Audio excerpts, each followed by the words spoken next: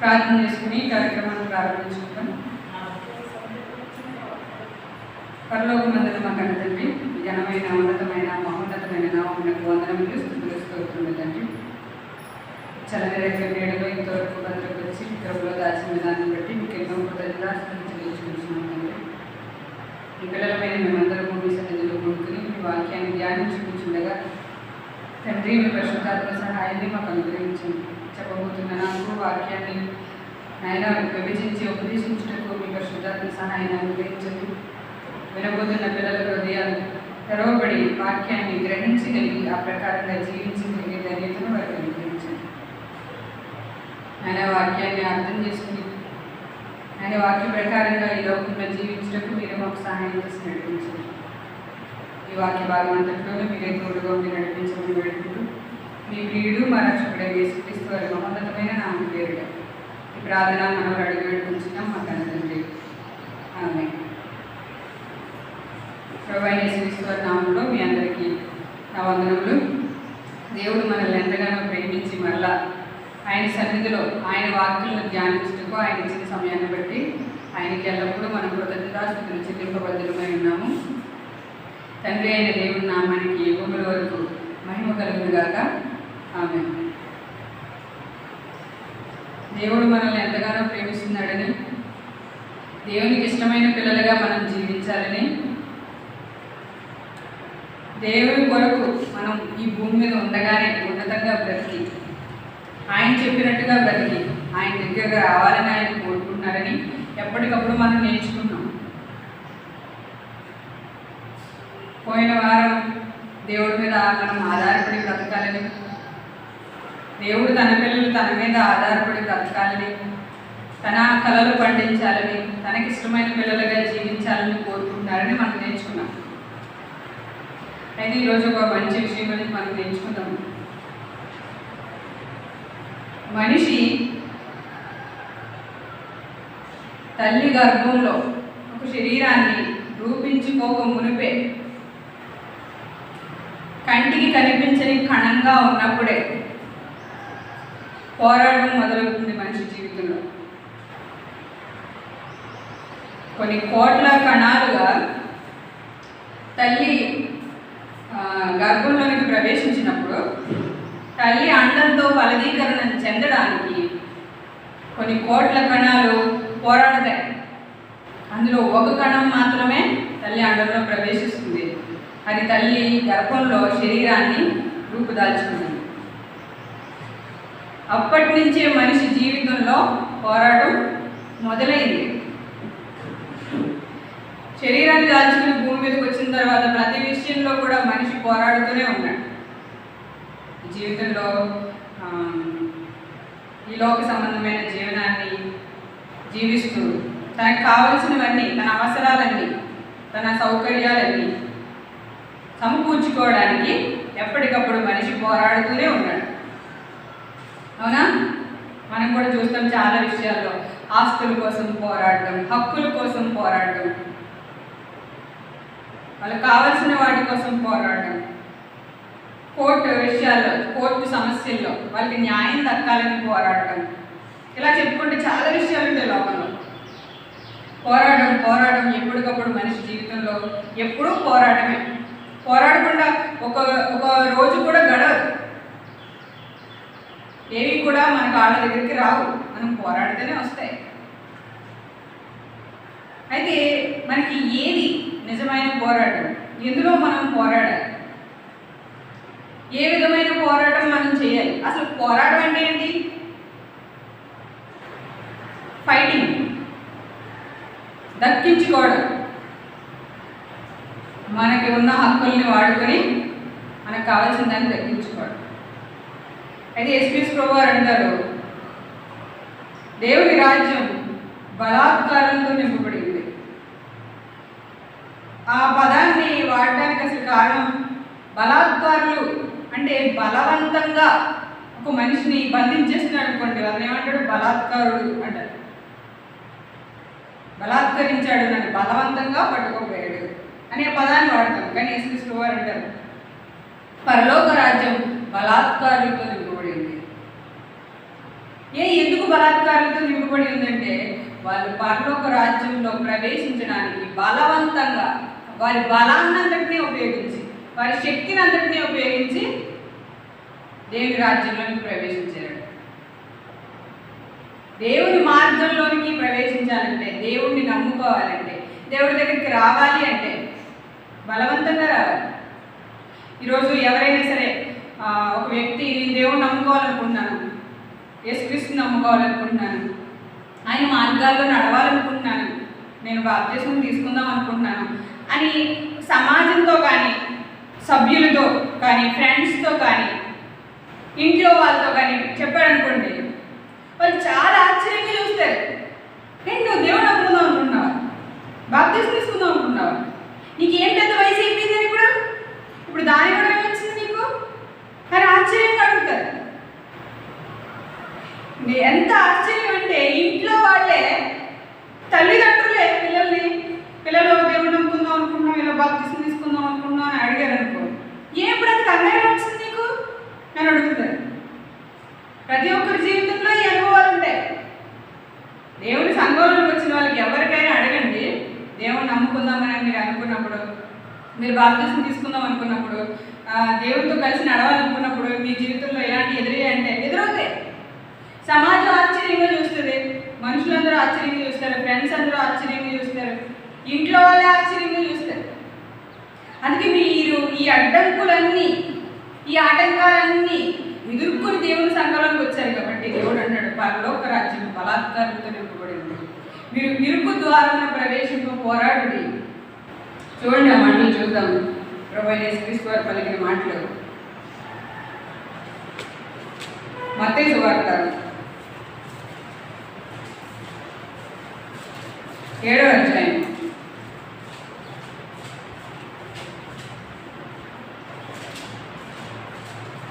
మత్తయి సువార్త 7వ అధ్యాయము 13వ వచనం.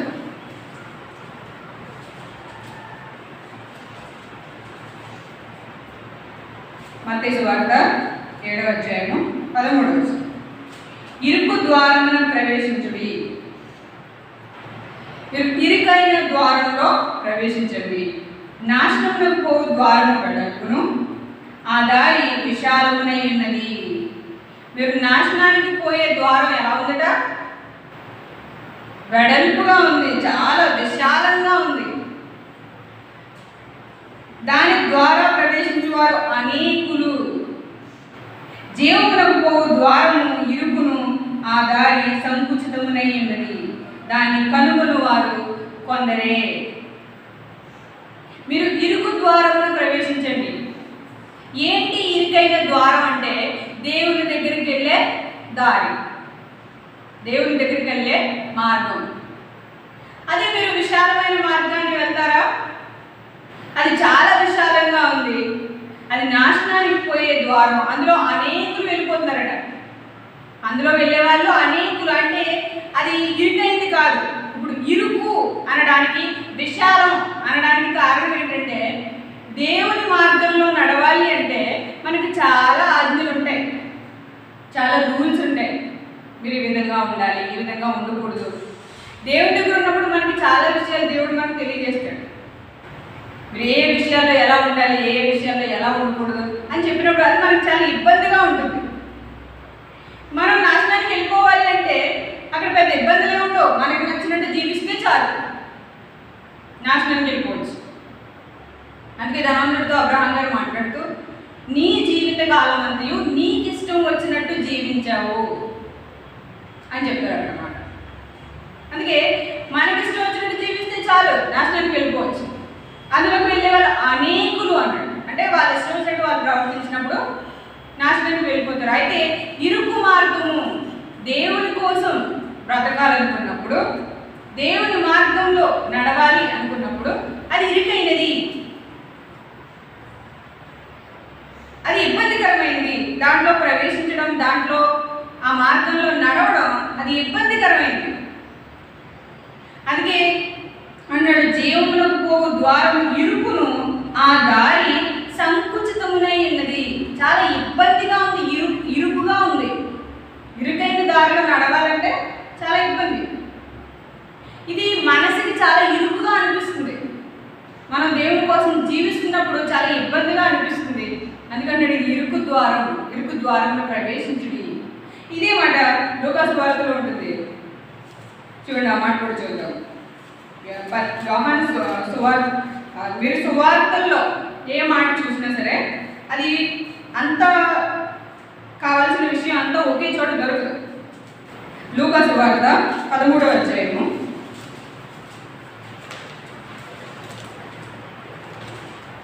లూకాసు వార్త 13వ అధ్యాయము 24వ వచనం. లూకాసు వార్త 13వ అధ్యాయము 24వ వచనం. ఆయన వారిని చూచి ఇరుకు ద్వారమున ప్రవేశింప పోరాడుడి. మనం ముందు చూసిన వచనంలో ఇరుకు ద్వారమున ప్రవేశించుడి అని ఉంది. కానీ ఇక్కడ అన్నాడు ఇరుకు ద్వారమున ప్రవేశింప పోరాడుడి.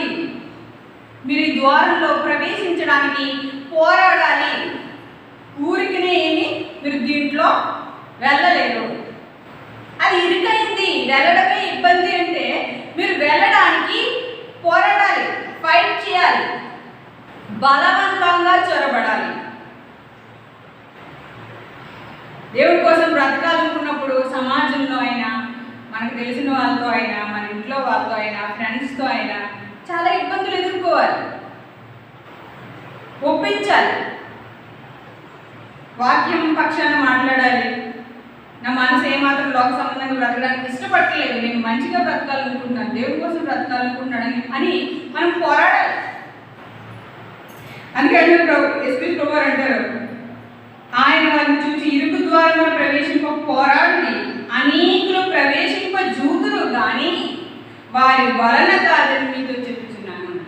అనేకులు మంచిగా బ్రతకాలని అనుకుంటారు, అనేకులు మంచిగా బ్రతకాలి, పాపం చేయకుండా బ్రతకాలి అనుకుంటారు, కానీ బ్రతకలేరు. ఆ పై వచనంలో ఒక మాట ఉంటుంది, 23వ వచనంలో, ఒకడు ప్రభువా రక్షణ పొందువారు కొద్దిమందేనా అని ఆయన అడుగుగా, రక్షణ పొందువారు కొద్దిమందేనా అని అడుగుతున్నాడు ఒకడు. ప్రభు చెప్తూ ఇరుకు ద్వారం ప్రవేశింప పోరాడుడి.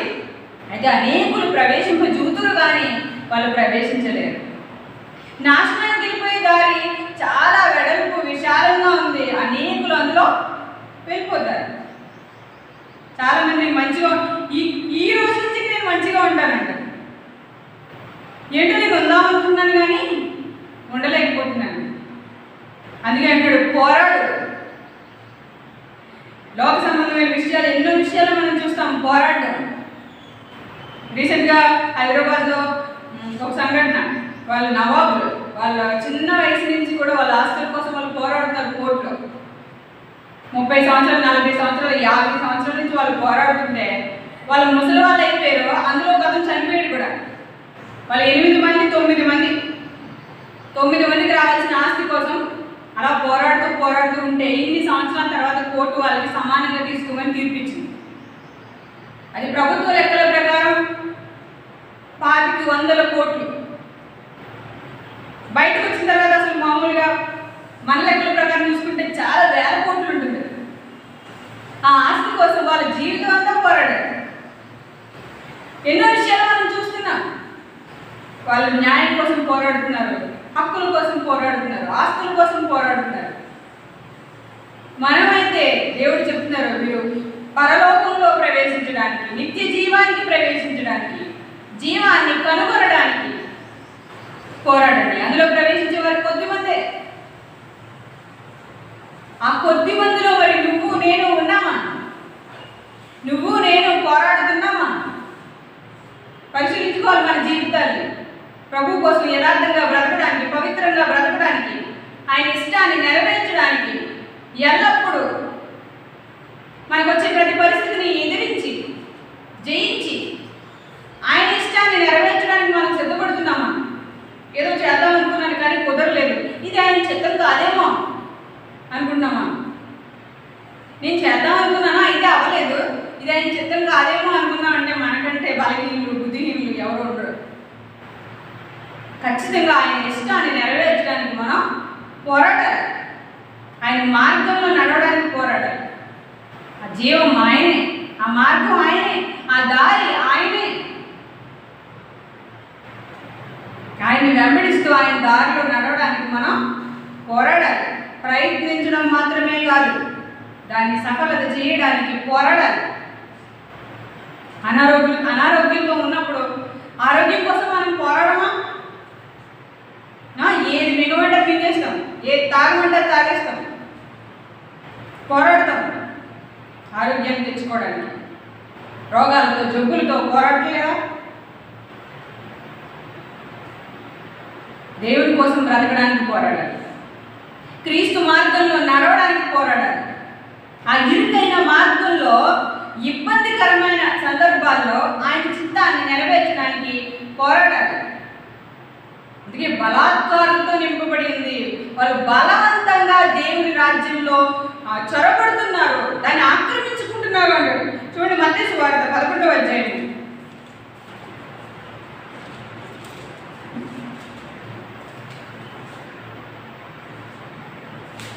మత్తయి సువార్త 11వ అధ్యాయము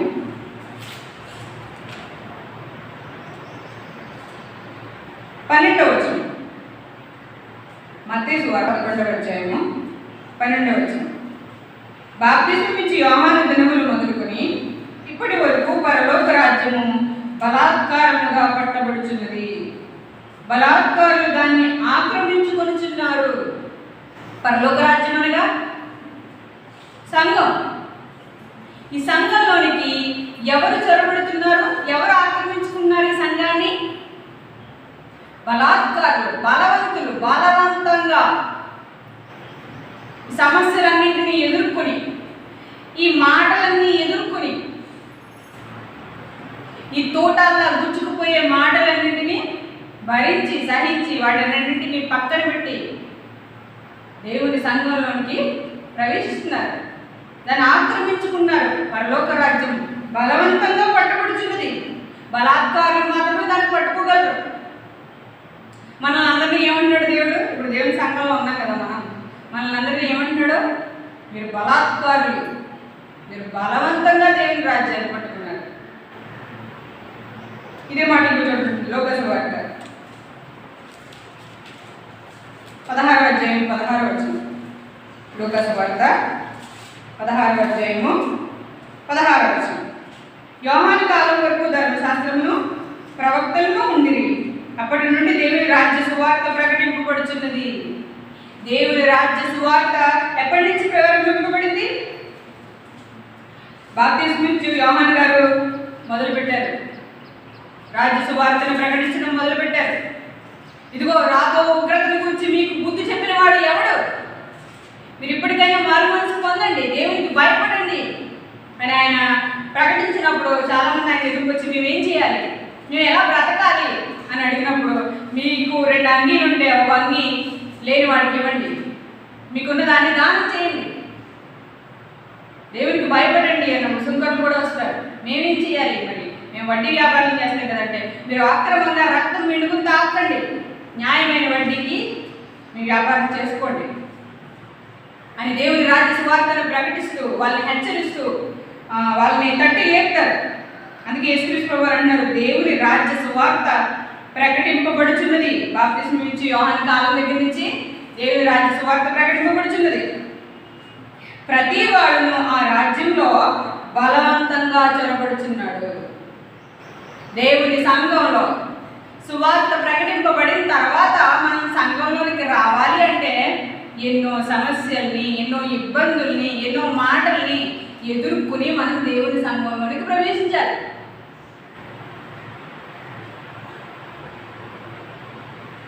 ఆశ్చర్యంగా చూసే ఈ చూపులన్నింటినీ, వీళ్ళ మాటలన్నింటినీ ఏదో పెద్ద ఉద్ధరణ చేస్తుందంట, దేవుడు నమ్మేస్తుంటుందంట, ఇప్పటి నుంచి ఏం చేస్తుందామని అన్న మాటలన్నింటినీ పక్కన పెట్టి మనం దేవుడి కోసం రావాలి. అందుకే అన్నాడు దేవుడు, బలవత్కారులు మాత్రమే, బలవంతులు మాత్రమే, ఇబ్బందులన్నింటినీ ఎదిరించి వచ్చిన వాళ్ళు మాత్రమే పరలోక రాజ్యంలో సంఘంలో ఉంటారు. ఈ సంఘంలో ఉన్న వాళ్ళందరినీ బలవంతులు, వాళ్ళు పోరాడి వాళ్ళకు వచ్చే సమస్యల్ని, ఇబ్బందుల్ని, పరిస్థితులతో పోరాడి దేవుని సంఘంలోకి వచ్చారు. ఓకే, అక్కడ దాకా బాగానే ఉంది, దేవుని సంఘంలోకి వచ్చారు, బాగానే ఉంది. కానీ తర్వాత ఏం చేస్తున్నారు? అయిపోయిందా పోరాటం? వారం గుడికి చెప్తే సరిపోతుందా? కావాల్సినవన్నీ అడిగి కావాల్సినవన్నీ దక్కించుకుని బ్రతికి సరిపోతుందా? ఇంకెంతసేపు సంఘంలోకి వచ్చేసాను, అమ్మయ్య అయిపోయింది, ఇంక ఈసారి కావాల్సినవన్నీ ఇచ్చేస్తాడు దేవుడు. ఏ లోటు ఉంచడు ఇంక దేవుడు. ఇప్పుడు దాకా నాకు ఏదో చిన్న ఇల్లు ఉంది, ఇప్పుడు పెద్ద ఇల్లు కావాలి. ప్రార్థనలో ఈసారి దానికోసం పోరాడదాం.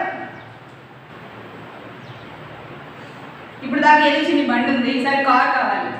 ప్రార్థనలో ఇక నుంచి కారు కావాలి ప్రభువా, దానికోసం పోరాడదాం. ప్రార్థన యోధులు ప్రార్థనలో పోరాడుతున్నారు. వేటి కోసం? ఈ లోక సంబంధమైన వాటి కోసం. ఇంత బలవంతంగా ఇంత పోరాడి దేవుని మార్గంలోకి వచ్చిన మనం ఈ లోక సంబంధమైన వాటి కోసం పోరాడక ఆత్మ సంబంధమైన వాటి కోసం పోరాడాలి. ఇక్కడి నుంచి మొదలైంది అసలైన పోరాటం. దేవుని మార్గంలోనికి రావడానికే పోరాటం. అంటే ఈ మార్గంలో కొనసాగుతూ దేవుని చిత్తాన్ని నెరవేరుస్తూ దేవుడున్న ఆ మహాలోకం చేరేంత వరకు మనం ఈ పోరాటాన్ని కొనసాగిస్తూనే ఉండాలి. ఈ పోరాటంలో ఇంకా అలుపు లేదు, రెస్ట్ లేదు. మీరు ఎక్కడైనా కొంచెం ఆదమరిచారా, వాడు సిద్ధంగా ఉంటాడు. ఎవరు? మన విరోధి అయినా అపవాది. మీరు పోరాటం ఆపేశారా, వాడు పోరాడతాడు. కాబట్టి మనం దేవుని దగ్గరికి వెళ్ళేంత వరకు పోరాడుతూనే ఉండాలి. మంచి పోరాటం పోరాడాలి. తిమోతికి రాసిన పత్రిక,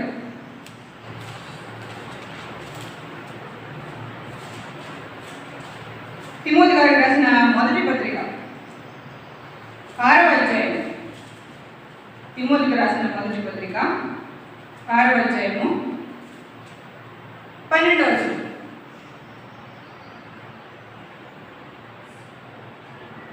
విశ్వాస సంబంధమైన మంచి పోరాటము పోరాడము.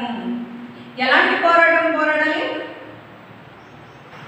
ఈ లోక సంబంధంగా ఆస్తుల కోసం, అంతస్తుల కోసం, పదవుల కోసం, చదువుల కోసం అని దేవుడు చెప్పట్లేదు. కానీ ఒకవేళ మీకు ఈ లోక సంబంధమైన పోరాటాలు ఉంటే అది వేరే విషయం, నేను వాటి గురించి పోరాడట్లేదు. మీరు న్యాయమైనదైతే మీరు పోరాడుకోవచ్చు.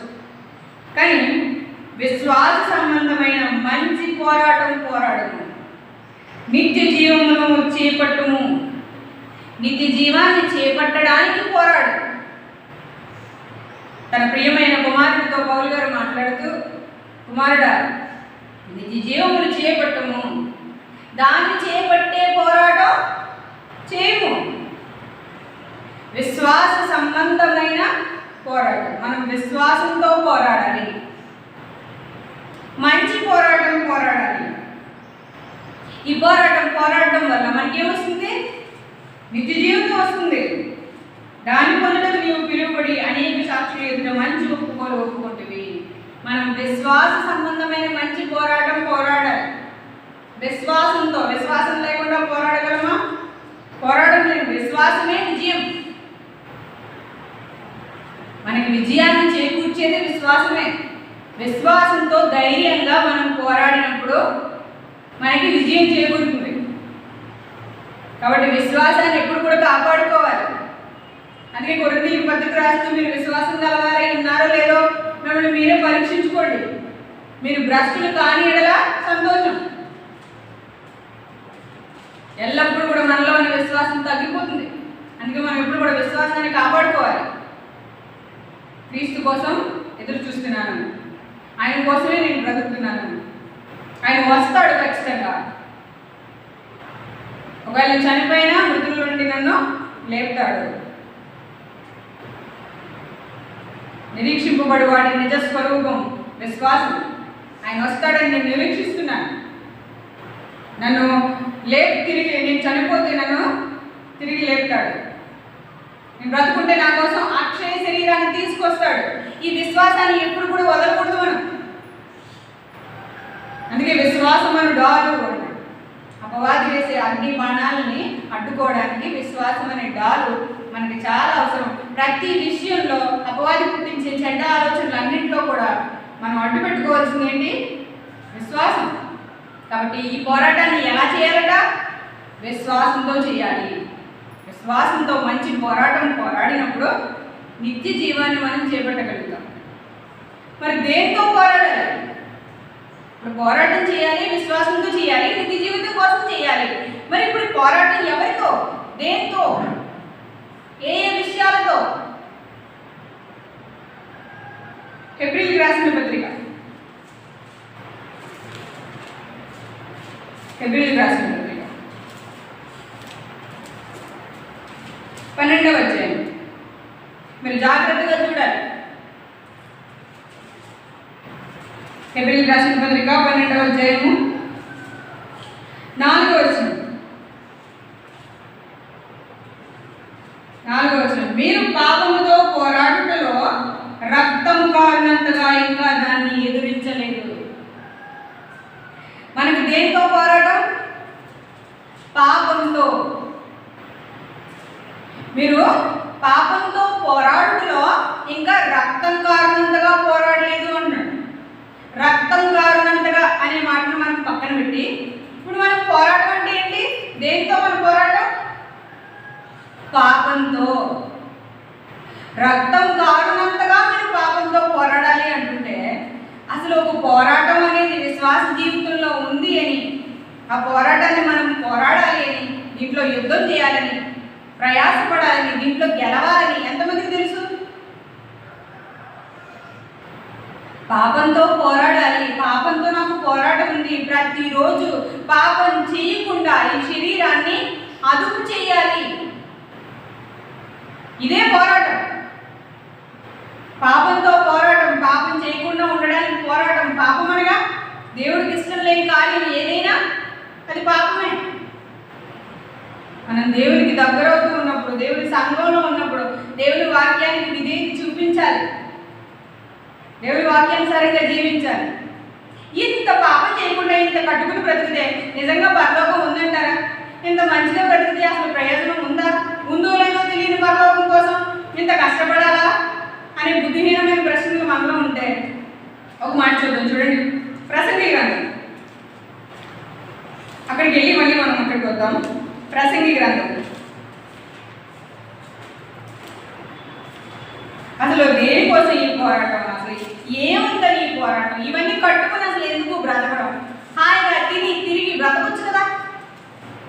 అది చేయకూడదు, ఇది చేయకూడదు అని కట్టుకుని బ్రతికితే ఏంటి ప్రయోజనం అనే బుద్ధిహీనుల కోసం ఈ మాట అన్నమాట. ప్రసంగి గ్రంథం 10వ అధ్యాయం 12వ వచనం. ప్రసంగి గ్రంథము 10వ అధ్యాయము 12వ వచనం. జ్ఞాని నోటి మాటలు ఇంపుగా ఉన్నవి, అయితే బుద్ధిహీనుని నోరు వానినే మృంగివేయను. ఎవడైతే బుద్ధిహీనంగా మాట్లాడుతున్నాడో వాని నోరు వానినే మింగేస్తుంది. వాడు పలికిన మాటలు వాని మీద తీర్పు పలుకుతాయి. 13వ వచనం.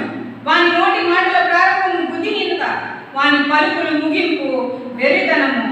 కలుగబోవునది ఏదో మనుషులు ఎరుగకి ఉండినను బుద్ధిహీనులు విస్తారంగా మాట్లాడుదురు. కలుగబోవునది ఏంటో, జరగబోవునది ఏంటో తెలియకపోయినప్పటికీ బుద్ధిహీనులట ఏం జరుగునో ఏమవుతుందో తెలియకపోయినప్పటికీ బుద్ధి లేకుండా మాట్లాడతారట. అదే అంటాడు అక్కడ, బుద్ధిహీనులు బుద్ధి లేకుండా మాట్లాడతారు. ఏం తెలియకపోయినా సరే బుద్ధి లేకుండా మాట్లాడతారు. కలుగబోవునది ఏదో మనుషులు ఎరుగకీందును బుద్ధిహీనులు విస్తారంగా మాట్లాడతారు. నరుడు చనిపోయిన తర్వాత ఏమి జరుగునో ఎవరికి తెలియజేతురు. ఊరికి పోవు త్రోవ ఎరుగని వారే బుద్ధిహీనులు తమ ప్రయాస చేత ఆయాసపడుదురు. బుద్ధిహీనులు విస్తారంగా మాట్లాడతారట. నరుడు చనిపోయిన తర్వాత ఏమి జరుగునో ఎవరు తెలియజేతురు. చనిపోయిన తర్వాత ఏం జరుగుతుందో ఇప్పుడు మనం తెలియజేస్తున్నాం కదా.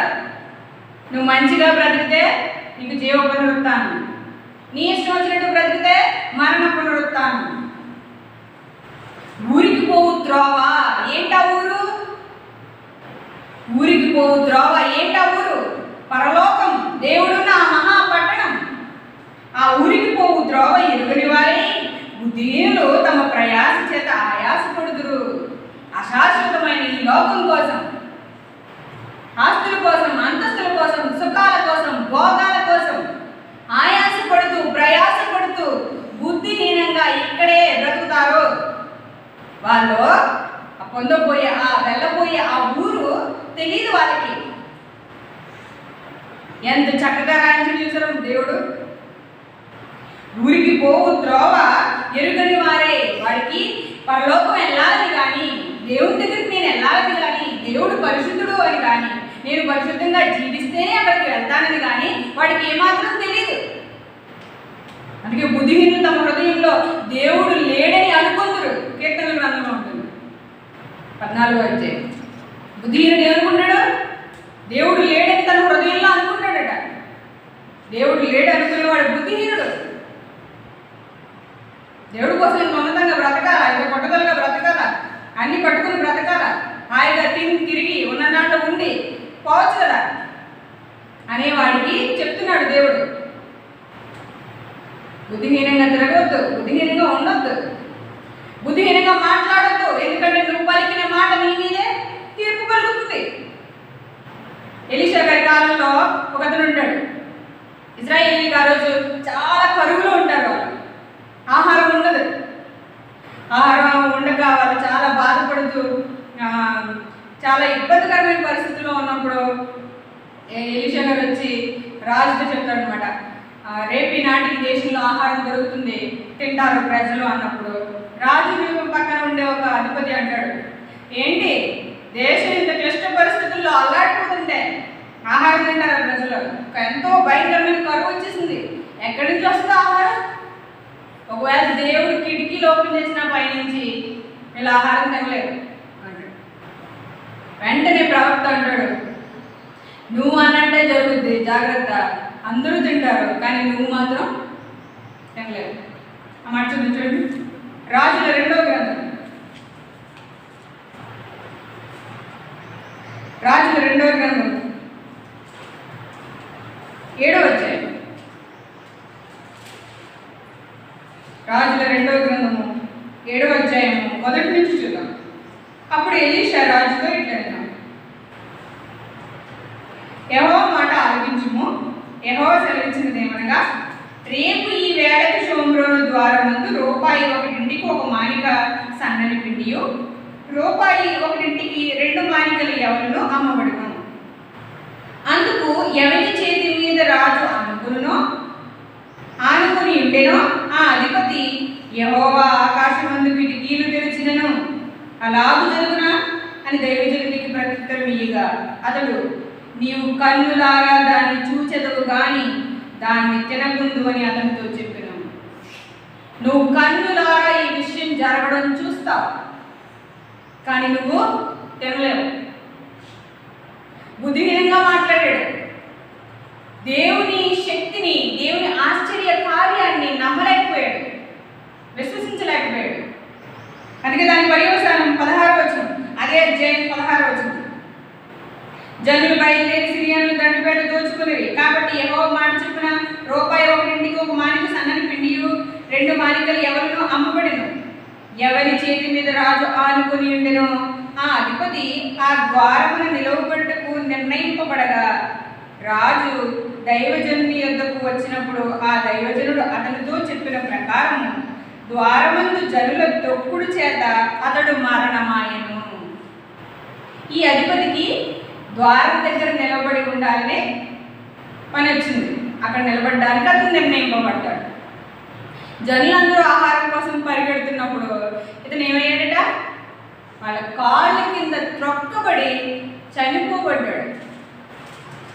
ఇప్పుడు తన నోటి ఫలం తను అనుభవించాడా లేదా? ఏదైతే అన్నాడో దాన్ని అనుభవించాడు. అందుకే నువ్వు బుద్ధిహీనంగా మాట్లాడదు. చూడండి ఇంకా 18వ వచనం, మరియు రూపాయి 1 2 మానికలు ఎవరినో రూపాయి 1 ఒక మానిక సన్నని పిండి రేపు ఈ వేళకు షోమ్రోనులో అమ్మబడిన దైవజనుడు రాజుతో చెప్పిన మాట నెరవేరును. ఆ అధిపతి, యెహోవా ఆకాశం నుండి కిటికీలు తెరిచినను అది జరుగునా అని ఆ దైవజనుడితో చెప్పగా, అతడు నీవు కన్నులారా చూచెదవు కానీ దాన్ని తినకపోదువని ఆ అధిపతితో చెప్పెను. జనుల ద్వారమందు అతన్ని తొక్కగా అతడు మరణమాయను కనుక ఆ మాట ప్రకారం అతనికి సంభవించింది. ఆ మాట ప్రకారం అతనికి సంభవించింది.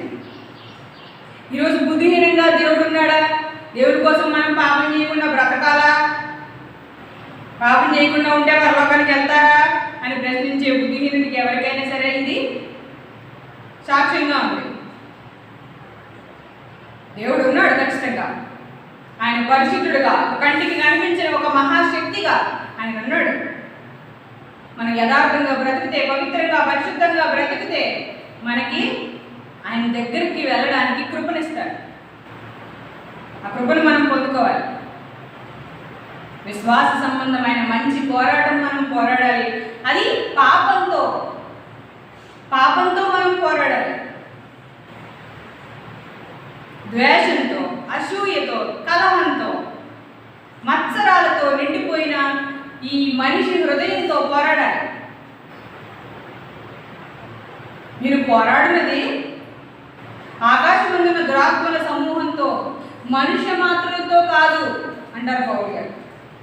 మీరు పోరాడాల్సింది మనుషులతో కాదు, ఆకాశమందున్న దురాత్మల సమూహంతో. ఈ మాటను కూడా తప్పుగా అర్థం చేసుకున్నారు. ఆకాశమందున్న దురాత్మల సమూహంతో అంటే ఏదో క్షుద్రబుద్ధి చేసినట్టు కాదు. అది మీ ప్రార్థనలో దేవుడిని పదే పదే ప్రార్థన చేస్తే పోతాడు, ఆ విధంగా కాదు. మన హృదయంలో ఉన్న చెడ్డ ఆలోచనలతో మనం పోరాటం చేయాలి. గలతీయులకు రాసిన పత్రిక 4:20 ఉంటుంది. శరీర కార్యాలు స్పష్టమైనవి. చూడండి, ఆ మాట కూడా చూద్దాం ఒకసారి.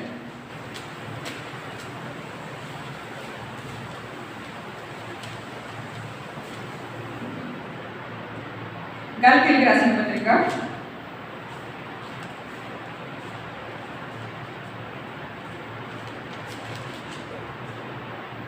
4:00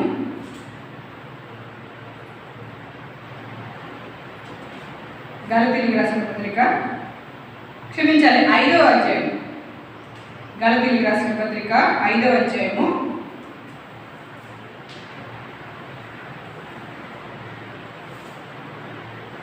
19 గలతీయులకు రాసిన పత్రిక 5:19 శరీర కార్యములు స్పష్టమై ఉన్నవి.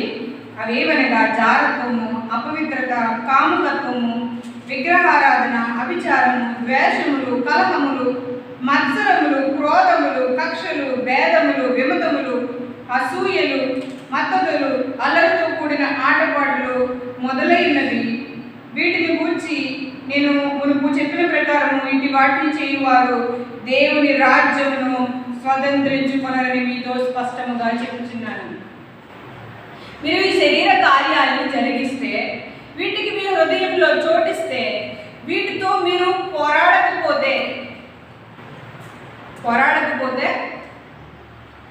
మీరు పాపం చేసేవారు అవుతారు. అలాంటి వారు దేవుని రాజ్యాన్ని స్వతంత్రించుకోలేరు. జాగ్రత్తగా వినాలి మాటని. నేను చెప్పే మాటని జాగ్రత్తగా వినాలి కుదురుగా. మీరు చెప్పిన మాటని అర్థం చేసుకోవడానికి ప్రయత్నించండి. అదవుతుందా? మీరు పోరాడేది పాపంతో. మీరు పాపంతో పోరాడుతున్నప్పుడు, పాపంతో పోరాడాలి అన్నప్పుడు, దేవునికి ఇష్టం లేని కార్యాలు మనం చేయకూడదు అన్నప్పుడు, శరీర కార్యాలను మనం చేయకూడదు, ఆత్మ కార్యాలను చేయాలి. ఆత్మ సంబంధంగా జీవించాలి. ప్రేమ, సమాధానం, సహృదయం కలిగి ఉండాలి తప్ప ద్వేషం, అసూయ, కలహం ఇట్టి వాటికి మనం చోటు ఇవ్వకూడదు. ఇటు వాటికి చోటించేవారు దేవుని రాజ్యాన్ని స్వతంత్రించుకోలేరు. మీ చేత పాపం చేయిస్తే మీరు దేవుని రాజ్యానికి వెళ్ళరని అపవాదికి బాగా తెలుసు. అందుకే వాడు తంత్ర కొట్టి, మాయ చేసి, మభ్యపెట్టి, మనుషుల్ని ఆస్పదం చేసుకుని, మనుషుల ద్వారా కూడా వాడు మన దగ్గరికి వస్తాడు. అందుకే మీరు పోరాడేది శరీరంతో కాదు. మీరు శరీరంతో కాదు పోరాడాల్సింది, ఆకాశమందున్న దురాత్మల సమూహంతో, దెయ్యం సంబంధులతో, అపవాది సంబంధులతో పోరాడాలి. యోబు గారి విషయంలో దేవునికి ప్రియమైన భక్తుడు యోబు గారి విషయంలో యోబు గారి చేత పాపం చేయిందామని అపవాది చాలా ట్రై చేసింది. అవునా? దేవుడు అంటాడు, ఇతడు యథార్థవంతుడు, పవిత్రుడు, పరిశుద్ధుడు, చెడుతనమును విసర్జించిన వాడు, పాపానికి ఏమాత్రం చోటివ్వని వాడు, అలాంటి వాడు నా ప్రియమైన భక్తుడు, ఇతని గురించి ఆలోచించావా అన్నప్పుడు అపవాది, ఊరికి అతను నీ ఎంత భయభక్తులు కలిగి ఉండినా నువ్వు అతనికి అన్నీ ఇచ్చావు, అతనికి కావలసినవన్నీ ఇచ్చావు, అతనికి కంచి వేసావు, ఏ ఇబ్బంది లేకుండా అతన్ని నీవు కాపాడుతున్నావు, కాబట్టి అతను నీ అందు భయభక్తులు కలిగి ఉన్నాడు. అవన్నీ తీసి అన్నప్పుడు అవన్నీ తీసేసిన తర్వాత యోబు తన బట్టలు చింపుకొని తన తల క్షౌరం చేయించుకుని దేవునికి స్తుతి చెల్లిస్తాడు. యెహోవా ఇచ్చను, యెహోవాయే తీసుకుని పోయాను, దేవుని నామానికి స్తుతి కలుగును గాక అన్నప్పుడు అప్పుడు ఉంటుంది, యోబు నోటి మాటతో కూడా ఏ పాపం చేయలేదు. యోబు పాపం చేయలేదు. మళ్ళీ అతను ఊరికే నీ ఎందుకు భయభక్తులు కలిగి ఉండినా అతని శరీరాన్ని, ఆరోగ్యాన్ని కాపాడుకోవడానికి అలా ఉన్నాడు. నువ్వు అతన్ని ఆరోగ్యాన్ని తీసి అతను నీ మొహం మీదకి నేను దూషిస్తాడు అంటాడు అపవాది. దేవుడు అంటాడు, అతని ప్రాణం మాత్రం నువ్వేం చేయకూడదు, అతను నీ వశంలో ఉన్నాడు, నీ ఇష్టం అన్నప్పుడు నడినెత్తి నుండి అరికాల వరకు పుళ్ళు వచ్చేసి అసలు గోపుకోవడానికి చెల్ల పెంకులు తీసుకుని గోపుకుంటూ కూర్చొని ఉన్నప్పుడు ఇంకా దేవుడు దూషించట్లేదని చెప్పి అతని భార్యనే పంపించింది. ఇంకా నువ్వు యథార్థతను వదలవా, పాపం చెయ్యవా, దేవుడిని దూషించి చచ్చిపో అనే ఒక మంచి ఆలోచనని తీసుకొచ్చింది భార్య ద్వారా. అప్పుడు యోబు గారు అంటారు, మూర్ఖురాలు మాట్లాడినట్టు మాట్లాడక. అక్కడ నాకు చాలా ఆశ్చర్యం అనిపించింది. మూర్ఖురాలా అనలేదు, నువ్వు పనికిమాలినవి, మూర్ఖురాలివి, ఇలా మాట్లాడుతున్నావు అనలేదు. మూర్ఖురాలు మాట్లాడినట్టు నీవు మాట్లాడకు. మనం దేవుని వల్ల మేలు అనుభవించాం, కీడు అనుభవింపతగదా? అంటే పరిస్థితుల ద్వారా పాపం చేసే అవకాశం కలిగించాడు అపవాది. తన భార్య ద్వారా పాపం చేసే అవకాశం కల్పించాడు. కానీ ఎక్కడ యోబు గారు పాపం చేయలేదు. అందుకే మనం పోరాడేది రక్త మాంసాలతో కాదు, మనుషులతో కాదు, అపవాది సంబంధమైన క్రియలతో, చెడుతో, పాపంతో, శరీర కార్యాలతో, మన హృదయంలో పుట్టే పాపంతో. అపవాది మన హృదయంలో కూడా చెడు ఆలోచనలు పుట్టిస్తాడు. ఇస్కరియోతు యూదాకి యేసుక్రీస్తు వారిని అప్పగించమని హృదయంలో ఆలోచన పుట్టించాడు వాడు. మీకు అపవాది శ్రమనే ఏంటో తెలియాలి. అంతకంటే గొప్పదైన దేవుడు బలం ఏంటో కూడా మీకు తెలియాలి. చాలామంది అపవాదికి భయపడతారు, దేవుడికి భయపడరు. సాధారణంగా భయపడతారు. అమ్మో శ్రమలు వచ్చేస్తే, అమ్మో ఇబ్బందులు వచ్చేస్తే. కానీ ఇట్టి శ్రమలన్నింటిలో నుండి విడిపించే దేవుడు మనకున్నాడు. ప్రతి ఆపదలోంచి నన్ను విడిపిస్తాడు, ప్రతి శ్రమలోంచి నన్ను విడిపిస్తాడు, ప్రతి పరీక్షలోనూ గెలిచే ధైర్యాన్ని దేవుడు నాకు ఇస్తాడు అనే ఆలోచన. ఖచ్చితంగా దేవుడు మనకి గెలిచే శక్తిని ఇస్తాడు. మనం పోరాడాలి, పట్టుదలతో పోరాడాలి, పాపంతో పోరాడాలి, ప్రతిరోజు పోరాడాలి. మన హృదయంలో పుట్టే చెడ్డ ఆలోచనలతో, మన శరీర కోరికలతో. అందుకే యాకోబు గారు అంటారు, మీలో పుట్టే భోగాల నిమిత్తం మీరు పోరాడుతున్నారు. ఆ మాట కూడా చూద్దాం చూడండి. యాకోబు పత్రిక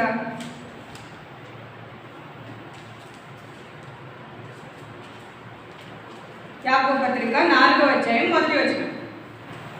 యాకోబు పత్రిక 4వ అధ్యాయము 1వ వచనం. మీలో యుద్ధములను పోరాటములను దేని నుండి కలుగుతున్నవి? పోరాటాలు ఇవి ఏ పోరాటమమ్మా? ఆత్మ సంబంధమైన, విశ్వాస సంబంధమైన మంచి పోరాటం కాదు ఇది.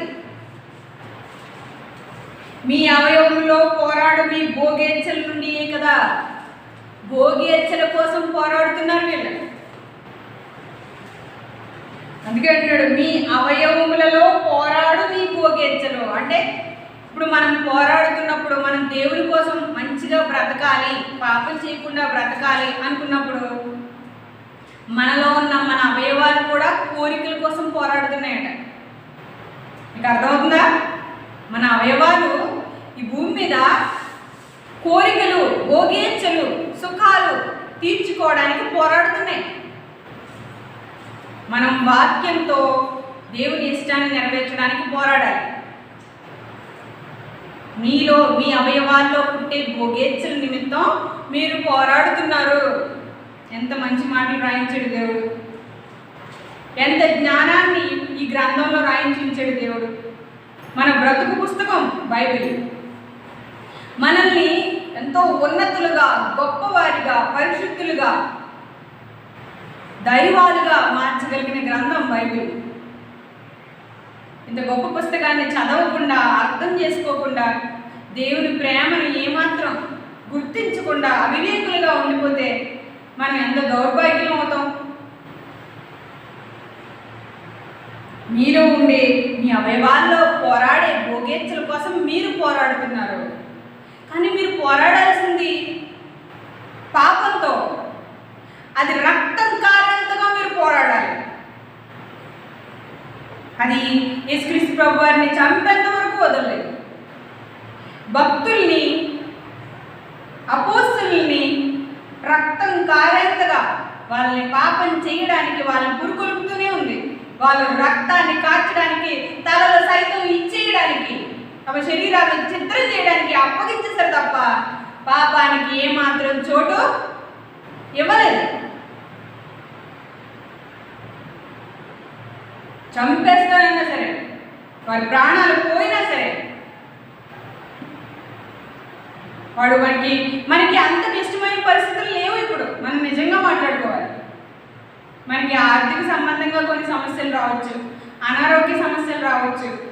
అది మన విశ్వాస స్థాయిని బట్టి కూడా ఉంటుంది. మనం దేవుడి కోసం ఎంత ఉన్నతంగా బ్రతికితే అంతగా మనకి పాపం చేయడానికి సమస్యలను రప్పిస్తూనే ఉంటాడు అపవాది. దేవుడు కూడా మనకి పరీక్షలు పెడుతూనే ఉంటాడు. ఈ పరీక్షల్లో మనం గెలవాలి. ప్రతి పరీక్షలో గెలుస్తున్నప్పుడు మనం తర్వాత తరగతికి ఎలా అయితే వెళ్తాము, ఎలా ఎదుగుతాము, అలాగే దేవుని యందు కూడా మనం ఈ పరీక్షల్లో నెగ్గుతున్నప్పుడు మనం ఎదుగుతాము, ఉన్నత స్థాయికి ఎదుగుతాము. దైవాలుగా మారడానికి, దేవుని పని చేయడానికి మనకి అవకాశం ఉంటుంది. అర్థమవుతుందా? మనం పోరాడాల్సింది పాపంతో, చెడుతో, అసూయతో, మన సహోదరుల పట్ల ఉండే కక్షపూరితమైన, కక్ష సాధింపు కలిగించే ఆలోచనలతో మనం పోరాడాలి. యోబు గారు అంత కష్టపడిన, అంత బాధ అనుభవించిన తన స్నేహితుల కోసం ప్రార్థన చేస్తారు. స్నేహితులు కూడా నువ్వేదో తప్పు చేసావు, అందుకే నీకు ఈ శ్రమ వచ్చింది అని అతన్ని ఎప్పటికప్పుడు బాధ కలిగిస్తారు. అందుకే యోబు గారు అంటారు, మీరు బాధకు కర్తలు కానీ ఆదరణకు కర్తలు కాదు. మీరు నన్ను బాధ పెట్టడానికి వచ్చారు, నన్ను ఆదరించడానికి రాలేదు. నేను ఏ తప్పు చేయలేదు, అయినా సరే నాకు శ్రమ వచ్చింది. మీరు ఆదరించకపోగా నన్ను బాధపడుతున్నారు. అంత బాధ పెట్టిన చివరిలో, అధ్యాయం చివరిలో మీరు చూడండి, యోబు గారు తన స్నేహితుల నిమిత్తం ప్రార్థన చేస్తారు. అక్కడ యేసుక్రీస్తు ప్రభు వారు కూడా తన సహోదరుల నిమిత్తం, మీరు ఏం చేస్తున్నారో వీళ్ళకి తెలియదు, వీళ్ళని క్షమించు తండ్రి అని ప్రార్థన చేశారు. యోబు గారు కూడా తన స్నేహితులు తనను బాధించినప్పటికీ వీళ్ళని క్షమించు ప్రభు అని ప్రార్థన చేసినప్పుడు దేవుడు వాళ్ళని క్షమించడం మాత్రమే కాదు, యోబు గారి పూర్వస్థితిని, అతని క్షేమస్థితిని మరలా అతనికి దయచేస్తాడు. కాబట్టి మనం పోరాడుతున్నప్పుడు దేవుని ఆజ్ఞను అనుసరించాలి, సహోదరులను ప్రేమించాలి. మనం బాధపడుతున్నప్పుడు శరీరాన్ని ఆస్పదం చేసుకుని అపవాదం మన దగ్గరకు వస్తే కనుక, మనుషుల్ని ఆస్పదం చేసుకుని అపవాదం మన దగ్గరకు వస్తే కనుక, చెడ్డ ఆలోచనలు ఇచ్చే మనుషులు, సహోదరులు మనకు ఉన్నప్పటికీ వాళ్ళను మనం ప్రేమిస్తూనే చెడు చేయకుండా దేవుని కోసం మంచిగా బ్రతకాలి. దానికోసం మనం పోరాడాలి. దేవుడు మనలో మచ్చ కానీ, కళంకం కానీ ఏమీ లేని పరిశుద్ధులుగా ఉండాలని దేవుడు కోరుకుంటాడు. మీరు పవిత్రులుగా ఉండాలి. మీలో కనీసం మచ్చ కూడా ఉండడానికి వీల్లేదు. ఆ మాట కూడా చూద్దాం. చూడండి, ఎఫెసీయులకు రాసిన పత్రిక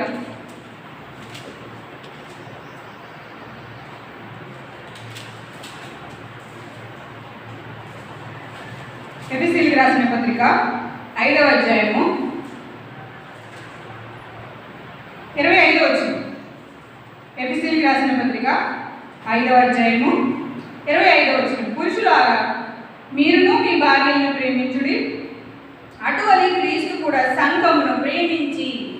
మనం అందరం క్రీస్తు సంఘంలోనికి ఎన్నో సమస్యలను ఆటంకాలని అడ్డుకొని క్రీస్తు భార్యగా జీవించడానికి సంఘంలో ప్రవేశించిన వారు. ఇట్టి సంఘం గురించి మాట్లాడుతూ దేవుడు చెప్తున్నాడు, క్రీస్తు కూడా సంఘమును ప్రేమించి అది కళంకమైనను, అది అనగా సంఘము కళంకమైనను ముడత అయినను అట్టిది మరి ఏదైనాను లేక పరిశుద్ధమైనది గాను నిర్దోషమైనది గాను మహిమ గల సంఘము గాను ఆయన తన ఎదుట దాన్ని నిలువబెట్టుకొనవల్లని వాక్యముతో ఉదక స్నానం చేత దాన్ని పవిత్రపరిచి పరిశుద్ధపరచుకున్నటకై దాని కొరకు దాన్ని అప్పగించుకునేను. సంఘాన్ని పవిత్రపరచడానికి పరిశుద్ధపరచడానికి క్రీస్తు అప్పగించుకున్నారు. సంఘం ఎలా ఉండాలట? మచ్చైనను ముడతైనను కళంకమైనను అట్టిది మరి ఏది లేనిదై నిర్దోషమైనదై పరిశుద్ధమైనదై ఉండాలి. ఒక అంగీ గురించి మాట్లాడుతూ, ఒక వస్త్రం గురించి మాట్లాడుతూ, లేదంటే ఒక తెల్లని వస్త్రం గురించి మాట్లాడుతూ దాని మీద ఏముండకూడదు? మచ్చ ఉండకూడదు, మరక ఉండకూడదు, కళంకం ఉండకూడదు, డాగ్ ఉండకూడదు. మనం ఒక తెల్లని వస్త్రాలు వేసుకున్న వారి వల్ల సంఘంలో ఉండి జీవిస్తుంది. తెల్ల బట్టలు వేసుకున్న సంఘానికి రాకూడదు.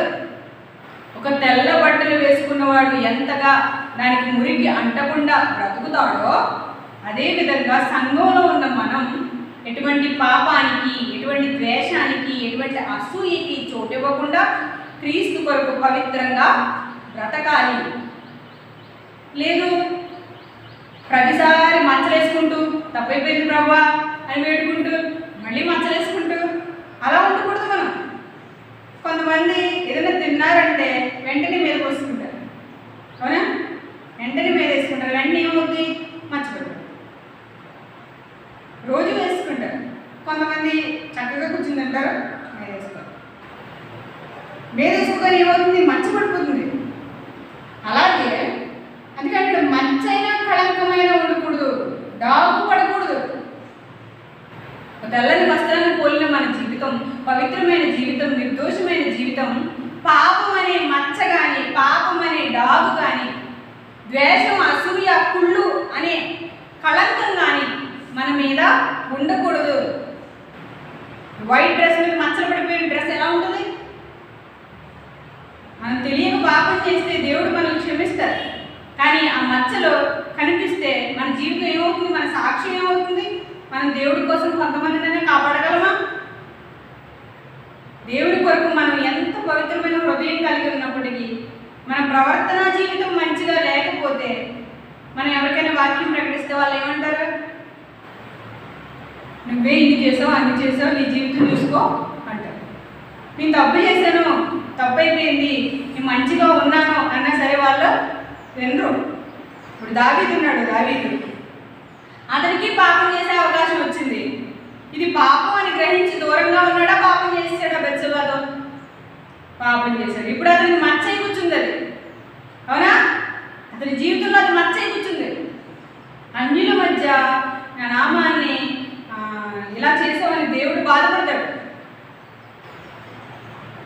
మచ్చ తీసుకొచ్చావు. ఒక ఉన్నతమైన వ్యక్తిగా, ఒక భక్తుడుగా, ఒక యథార్థవంతుడుగా ఉండాల్సిన దావీదు గారు ఏమైంది? మచ్చ తీసుకొచ్చారు. అందుకే అన్నాడు ప్రభు, మచ్చైన ముడతైన కళంకమైన అట్టిది మరి ఏది లేకుండా మీరు పవిత్రంగా బ్రతకాలి, నిర్దోషమైన వారిగా బ్రతకాలి, యథార్థవంతులుగా బ్రతకాలి. ఆ విధంగా ఉండడానికి పోరాడాలి, రక్తం కారేంతగా పోరాడాలి.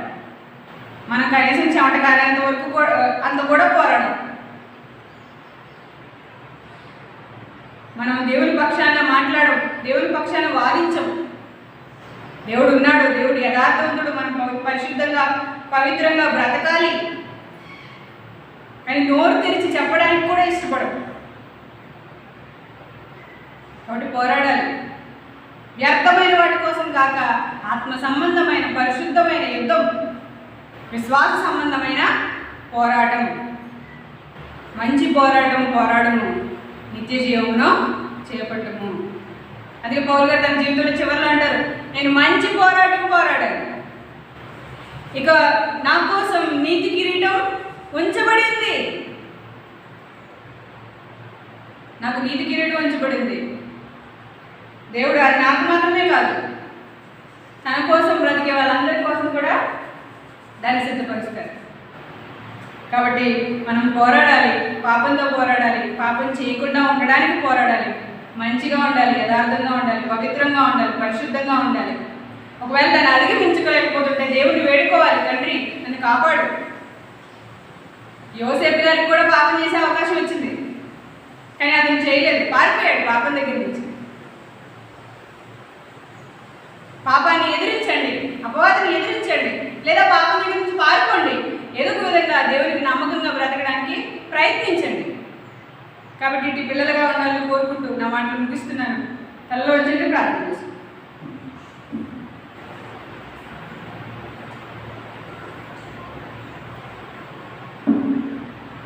పరలోకమందున మా కన్న తండ్రి, ఘనమైన ఉన్నతమైన మహోన్నతమైన నామమునకు వందనములు, స్తుతులు, స్తోత్రములు తండ్రి. ఇంతవరకు మీరు మా మధ్య నుండి మాతో మాట్లాడే విధానం బట్టి మీకు ఎన్నో కృతజ్ఞతాస్తుతులు చెల్లించుకుంటున్నాము. మీ పిల్లలమైన మేమందరం మీ కొరకు నమ్మకంగా, యథార్థంగా, విశ్వాస సంబంధమైన మంచి పోరాడడానికి, పాపంతో పోరాడడానికి, పాపం చేయకుండా ఉండడానికి పోరాడడానికి మాకు సహాయం చేసి నడిపించింది తండ్రి. పరిశుద్ధాత్మ సహాయాన్ని ఎల్లప్పుడూ మాకు అనుగ్రహించండి. మీ కొరకు ఉన్నతంగా బ్రతకడానికి, మీ కృపలో మీ దయలో నడవడానికి మీరే సహాయం చేసి నడిపించమని వేడుకుంటూ, మీ ప్రియుడు మా రక్షకుడైన యేసుక్రీస్తు వారి మహోన్నతమైన నామం పేరిట ఈ ప్రార్థన మనం అడిగి వేడుకుంటున్నాం మా కన్న తండ్రి. ఆమేన్. అందరికీ వందనాలు.